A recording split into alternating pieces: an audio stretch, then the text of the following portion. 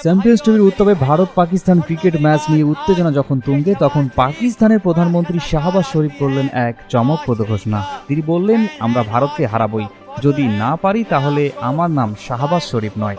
তবে ক্রিকেট নয়, তিনি কথা বলছেন অর্থনীতি নিয়ে। ডেরা গাজী খানের এক সভায় তিনি ঘোষণা দিলেন, আমরা পাকিস্তানকে স্বনির্ভর করে তুলব এবং ভারতকে অর্থনৈতিকভাবে ছাড়িয়ে যাব। কিন্তু বাস্তবতা ভিন্ন। পাকিস্তান বর্তমানে বৈদেশিক ঋণের ভারে চরম সংকটে আছে, যা কাটিয়ে ওঠার জন্য কঠোর পদক্ষেপ প্রয়োজন। তিনি দাবি করছেন, পাকিস্তানের মূল্য বৃদ্ধি 40% থেকে নেমে 2%-এ এসেছে, যদিও এ বিষয়ে নির্দিষ্ট তথ্য দেননি তিনি। বিশেষজ্ঞরা বলছেন, পাকিস্তানের অর্থনৈতিক উন্নতির জন্য দীর্ঘমেয়াদী পরিকল্পনা ও কার্যকর নীতি প্রয়োজন। শুধুমাত্র উচ্চাকাঙ্ক্ষী বক্তব্য দিয়ে বাস্তবতা পরিবর্তন করা সম্ভব নয়। শাহবাজ শরীফের এই ঘোষণা কতটা বাস্তবসম্মত তা সময়ই বলে দেবে। তবে পাকিস্তান কি সত্যি ভারতকে অর্থনৈতিকভাবে ছাড়িয়ে যেতে পারবে?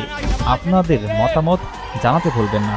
এই ভিডিওটি ভালো লাগলে অবশ্যই লাইক করেন এবং আমাদের চ্যানেলটিকে সাবস্ক্রাইব করে রাখেন।